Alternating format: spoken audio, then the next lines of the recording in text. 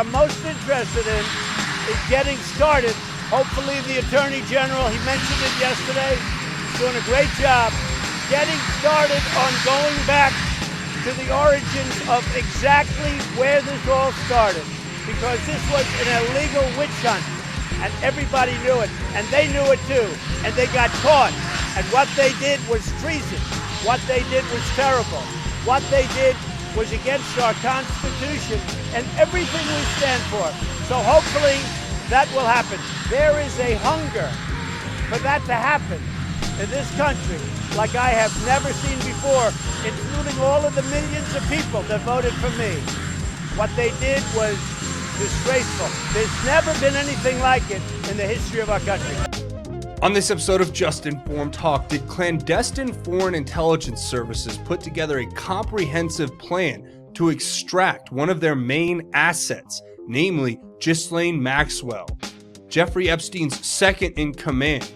And is it connected to the photo that was leaked to the New York Post of her at an In-N-Out Burger in LA and the subsequent computer outage at the international terminal at LAX? We're going to take a look at all of that plus a whole bunch of other news stories. You guys want to stick around and check it out. Hey guys, a quick word from the sponsor of this video, redpillliving.com. They want you to know all about this new product, Kela Cream EDTA Chelation Therapy Cream. Did you know heavy metals are poisonous? They're in our air, water, food, and workplace, affecting everybody. Unfortunately, humans don't have an effective mechanism to remove lead and heavy metal toxins. Calcium disodium EDTA chelation therapy has been proven to be the most effective way to remove heavy metals from our bodies. Unfortunately, it's normally expensive, time-consuming, invasive, and inconvenient. There's now an easier, lower dose, and gentler way to remove heavy metals with Kela Cream EDTA Chelation Cream. It's affordable, non-invasive, and safe for all ages. As a bonus, it supports heart health and cardiovascular health. So if you guys want to get this great product, go visit redpillliving.com today and use the promo code Craig for 10% off your order. I hope you guys enjoy. Hi, I'm Craig, and welcome to another episode of Just Informed Talk. I always begin, as you know, by saying thank you to everybody who's hit that subscribe button. If you haven't come here, click the big red subscribe button. Make sure you hit the bell for notifications so you get notified when these videos get posted. Here we are. Obviously, the latest Q post, 3570, August 1st. And for anyone who's just coming back in, has been keeping up, it looks like 8chan, the website, is going to be down for at least another week or two. And Q will presumably come back as soon as the website is back up and running, and we're just waiting for that to happen. So with that being said, if you guys, first of all, don't know what QAnon and the Great Awakening is, and you're like, what's this guy talking about? Watch this video, share it on your social media, get the word out that way. Also, don't forget right here, watch these videos, share them on your social media. We go over this like every episode, but it has to be reiterated time and time again. We have an algorithmic suppression. Content is being suppressed. And when that happens, you have to understand that it's up to you guys to go around that. The mainstream media, big tech, and corporate, corrupt corporate leaders, and a lot of leftists, extreme leftist Democrat politicians do not want this information getting out, so they're doing everything they can to suppress it. We have to go around them. That means hitting the share button. That is as simple as it gets. So go down, find the share button, and get this content out. It's really important that you do that. With that being said, let's jump right into the latest news stories. Now, we're going to cover a few different news stories, and then we're going to get into a couple really big stories, like what we talked about in the beginning with Ghislaine Maxwell and this whole plot to extract her from the United States. I'm not sure if it worked or not, but somebody cleverly pointed all of these coincidences out that you guys are going to want to hear about firsthand. But here's the first piece. This is great, coming from the New York Times, saying that Trump allies are targeting journalists over coverage deemed hostile to the White House. And in the article, they basically go on to say that they're having dossiers compiled on them, which go and find negative things they've written in social media posts. Okay, well, then, I mean, like, what? You can't even literally call these people out for the things they've said now. You got to understand, the New York Times is not just failing, as President Trump has always said, but they are actually the enemy of the people.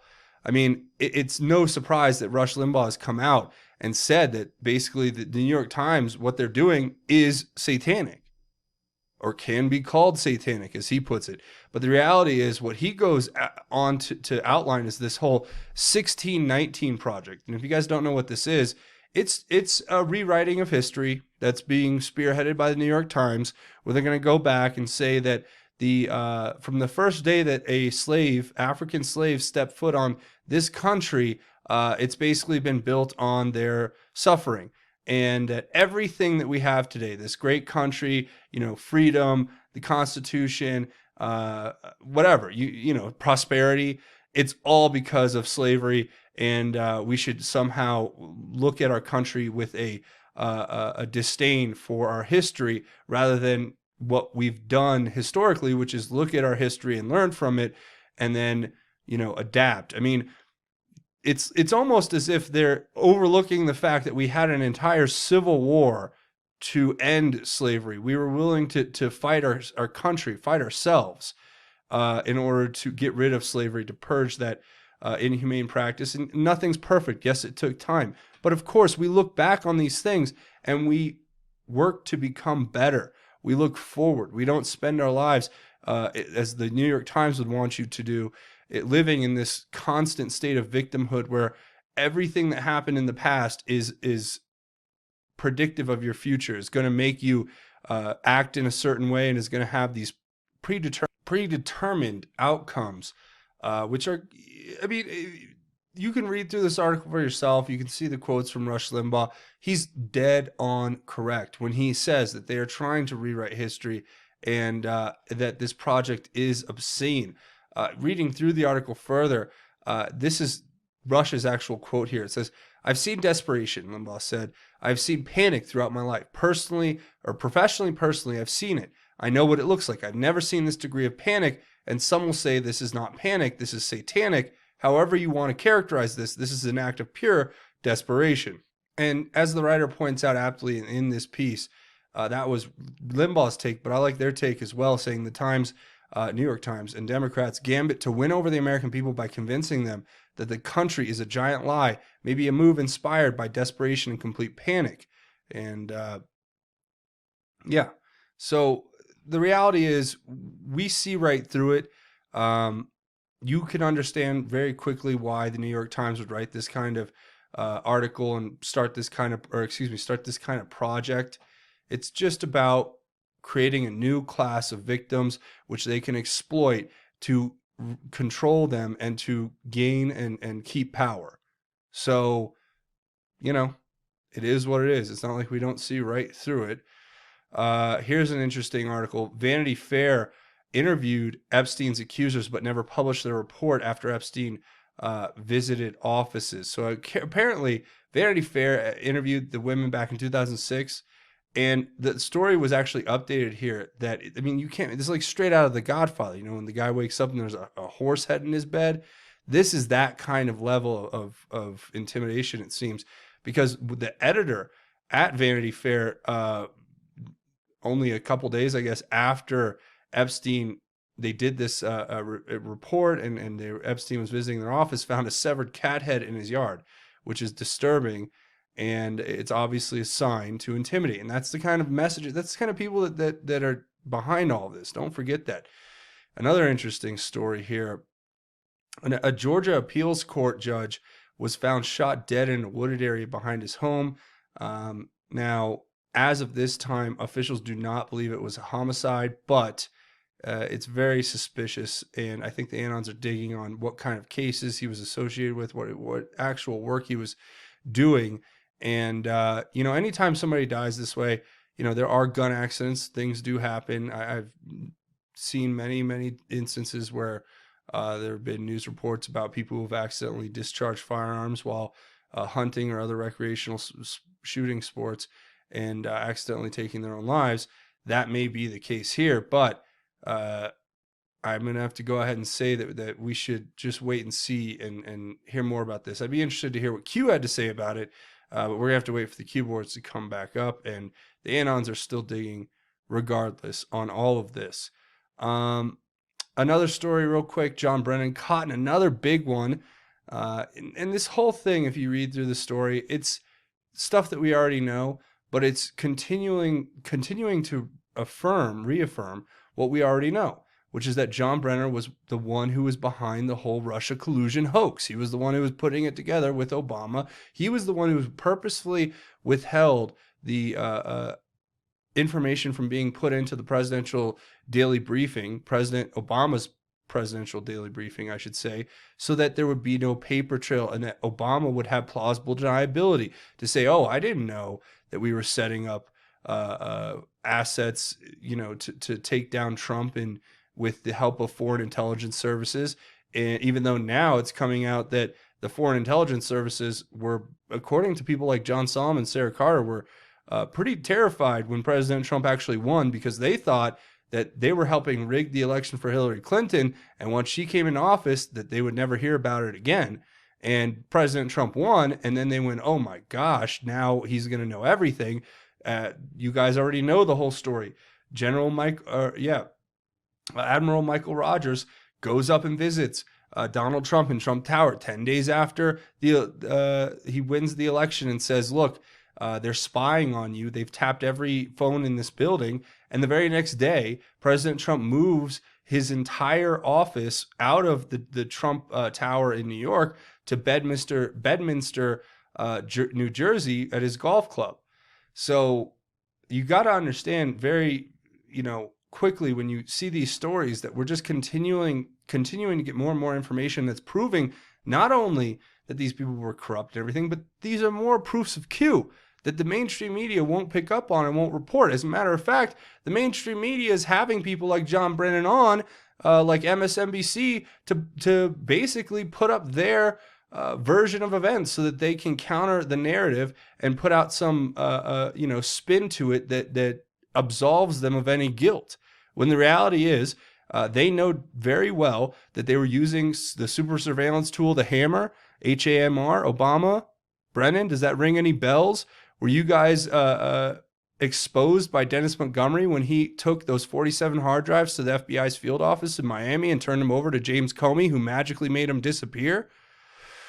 Was there an actual, was there thousands and thousands of pieces of evidence and proof on those hard drives that showed beyond a reasonable doubt that Obama and John Brennan and others in the administration were using the super surveillance tool in the White House Communications Agency against their adversaries politically, illegally? I mean, these are really good questions, and I think we're going to keep getting closer and closer to the answer, hopefully. Here's a nice one from President Trump. So President Trump's at the G7 summit here in France, and this picture says it all. Look at the table. Everything's pretty uniform. Everybody's got their own stuff. And it looks like President Trump decided to make a little cue with his microphone cord. So, it's not much, but look. Look at the table, though. They knew they were taking a picture from above, so they knew that that's what would be seen there. It's another not a wink and a nod from President Trump that we're on the right path here. So, first thing we're going to do is check out this one thread that I want to talk about. 3 Days and 3 Nights does a great job. You have a great Twitter account, all types of stuff. And this talks about, can the military legally seize control of Google, Twitter, and Facebook? And this thread is really good. So we're going to talk about it. And then we're going to talk about all of that stuff with Ghislaine Maxwell and the apparent extraction attempt to remove her from the country. So I'm just going to share this. It says, this thread theorizes that the U.S. military can legally seize control of the big three internet companies if they engaged in treasonous acts of war based on the 12/21/17 executive order and SJR-23-914-01. And so let's read through this. So it's going to give us all these events. We're going to go through them and it will all tie together as we get further in. So I'm just going to start reading these and you guys can just follow along. It says, the curious retirement of Eric Schmidt. Trump issued his famous executive order on 12/21/17 to declare crimes against children as an amendment to the war on terror that Congress approved after 9/11/01. What are the odds that Eric Schmidt would resign that exact same day from Google? Now, that is true. President Trump issued this executive order on 12/21/17, which is the exact same day Eric Schmidt stepped down from Google. Was Schmidt shown a file by Q? 60 days earlier, Q started posting, and Mohammed bin Salman took over Saudi Arabia by arresting the criminals. MBS said they showed files to the criminals to get them to accept a settlement awaiting future trials. Has Q been using the same tactic? I would. And then it says MBS stated that, quote, we show them all the files that we have, and as soon as they see those, about 95% agree to settlement. About 1% are able to prove they are clean, and their cases dropped right there. About 4% say they are not corrupt and with their lawyers. The next one says, who selected Eric as Google's chairman? Page and Brin, Larry Page and Sergey Brin, found Schmidt through John Doerr and Sir Michael Moritz, two Democrats. Were they CIA and MI6? Google's parent company, Alphabet, could be a reference to the ABCs for the CIA, KGB, and all of the rest. Was Google organic or orchestrated? So I think we've been able to establish right now that, like, Facebook is LifeLog. It was a project that was started by DARPA. It's almost impossible to believe for 1 second that Google was not completely backed and pushed by clandestine intelligence services here in this country, and that they became an asset of our intelligence service. Why was Schmidt really in North Korea? Schmidt went to North Korea 3 times. He went with Epstein's friend, Bill Richardson. He also took Jared Cohen, a Rhodes Scholar like Clinton, Buttigieg, and Booker. It says the operating system for the new North Korea cell phone company, Arirang, is rumored to be Android. Well, that's interesting considering the fact that they were giving them that technology for communication systems. That's something important to remember. Who is Jared Cohen at Google? Q post 1024 mentioned Jared Cohen. Nothing suspicious. He spent 4 months touring Iran, then gets hired by Google to run Jigsaw and visits North Korea and Ukraine. His job at Jigsaw was to fix surveillance, extremist indoctrination, and censorship on the internet. And if you don't know what Jigsaw is, it is Google's think tank incubator where they basically pay people, really smart people, to sit around and try to figure out new technologies. And this was him being tasked with fixing surveillance. And so they've been perfecting this. Jared Cohen has been mentioned by Q, saying coming soon to a theater near you. Well, we're going to have to go ahead and see how that pans out. The next one says, oops, Eric has an ocean foundation. Thanks to Q, we the people now know what it means when one of them have a foundation, especially one with ocean or climate issues in the name. And of course, Schmidt's dad just happened to work in D.C. for the U.S. Treasury Department for Nixon. CIA? I wonder if he was a clown. Trump retweeted that Google should be investigated for treason. This did happen. Remember that everything Trump says becomes part of the presidential record. Trump never tweets anything without first knowing the facts. The NSA has it all. So this was the actual tweet. Billionaire tech investor Peter Thiel believes Google should be investigated for treason. He accuses Google of working with the Chinese government. And a great and brilliant guy who knows this subject better than anyone, the Trump administration will take a look.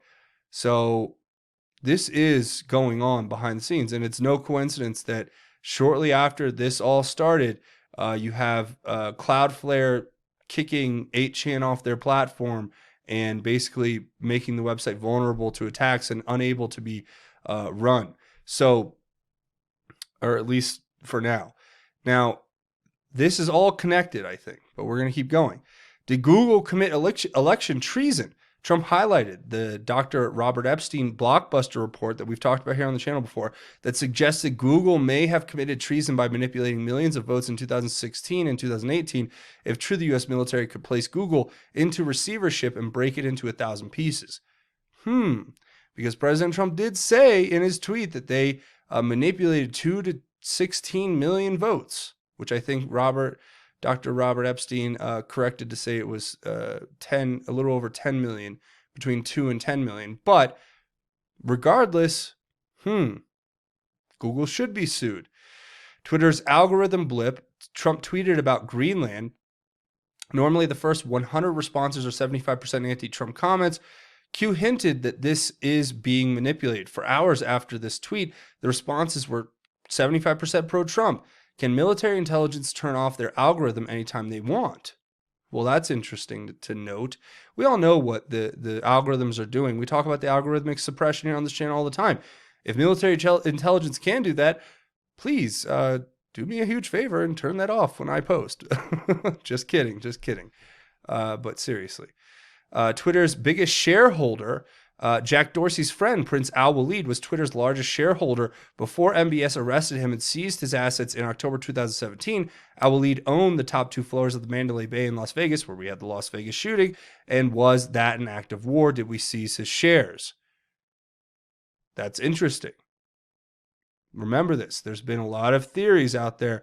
There's never been an official story that makes sense regarding that Las Vegas massacre, one of the biggest mass shootings in the history of this country, and not many people are talking about it, and they targeted conservatives, and it seems very, very suspicious. All of the facts surrounding that, not to mention the fact that all of the connections back to Saudi Arabia and how that ties in, and Saudis were there. Where is Zuckerberg lately? I guess he's kind of gone off the map. Yeah.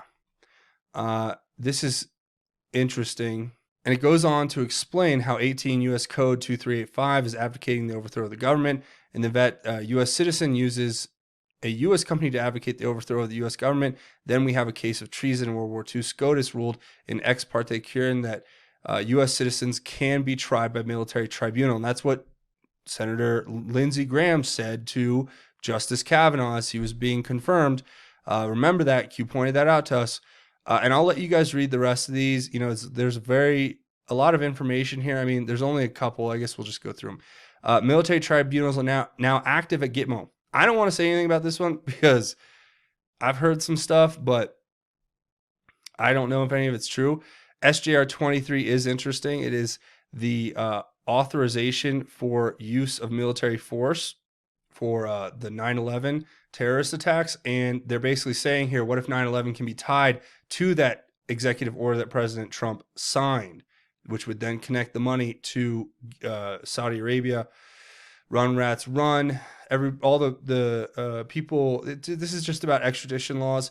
So you see where our bases are. I mean, you can read this thread for yourself. And no one but Q Plus knows when it's going to happen. But this is going to be a part of the declassification. So there, you guys can read this too. I'll leave a link to it.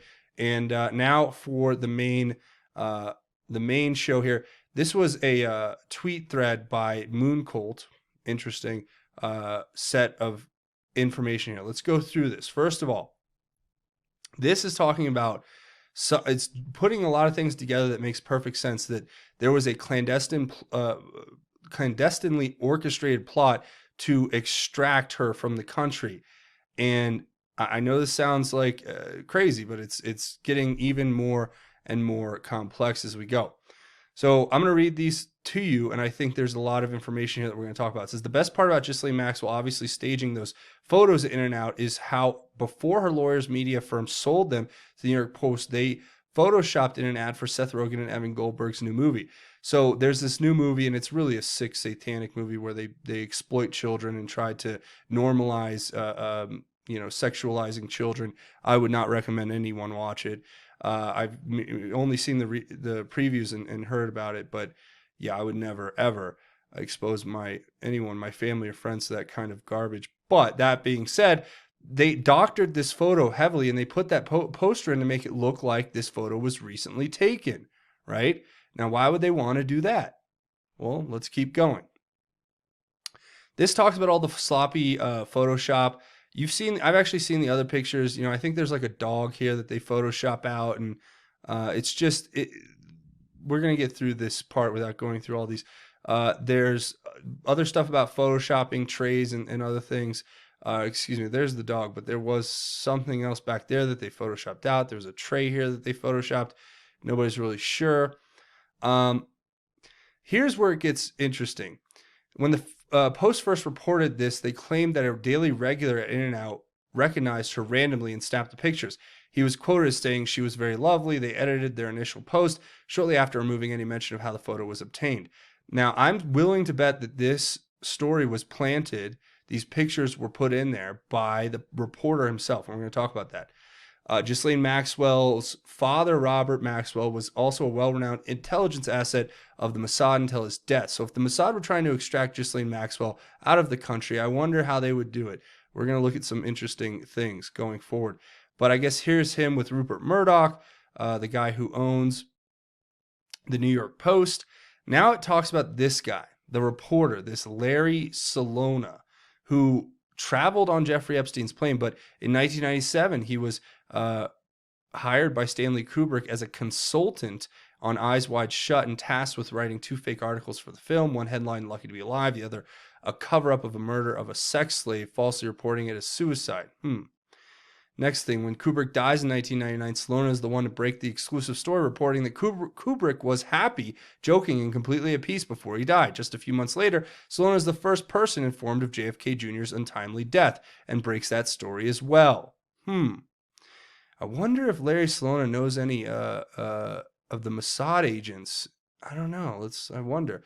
Between those years in 1999, Larry Salona rides with Epstein, Ghislaine Maxwell, and others on the Lolita Express from Teterboro, New Jersey to Palm Beach for a short week, and they return with 2 extra women.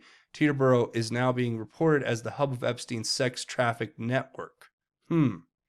Fast forward to 2019, Larry Salona is still working at the New York Post and still breaking exclusives. He was the first to report Epstein's first suicide attempt. He was the first to report Epstein's successful suicide, and he was the first to release photos of Epstein's dead body.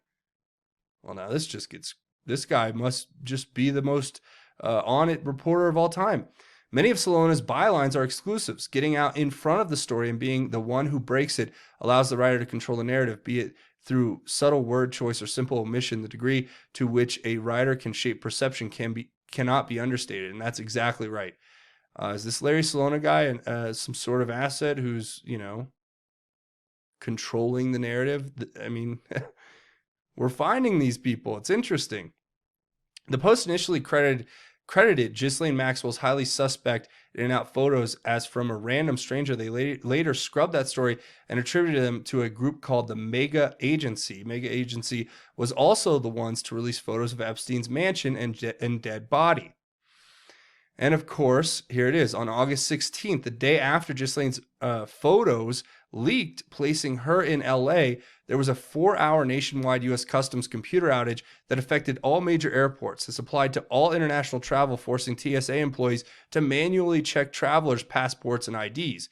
So if you were going to extract somebody from the country, hypothetically, and you knew that they would never, ever get by the computer database that has them flagged, well, what would you do? Well, maybe if you were in the Mossad and you had advanced knowledge in cyber espionage, you may put down the entire network of computers at LAX so that they would have to manually check passports and then they could never, ever be able to screen out all of the people who are on the no-fly list. I mean, it's a thought, just throwing it out there. The reality is if you were trying to extract someone, this would be the way to do it.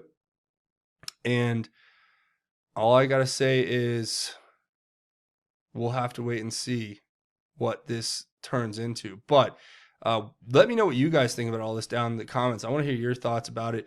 I just kind of came across it and thought it was a very interesting story that I thought needed to be shared. But with that being said, I want to say thank you guys for coming here and checking out this episode. A few more things before we go. Watch these videos, share them on my social media, hit that subscribe button, and leave your thoughts, theories, and insights below. I want to hear what you guys have to say about all of this stuff. Please let me know what you think about everything we talked about here today on the channel. Also, you can come over here and find me on Twitter at JustinFormedU. That's a great way we can connect outside the channel. And you can come find me at JustinFormedNews.com, the official website for Just Informed Talk. Links to the Q stuff, different news sites, breaking news, and of course, the latest videos from the channel here. So I encourage you all to go check that out. A couple other ways you can support the channel are both financial. You can come over here to Patreon, crowdfunding website.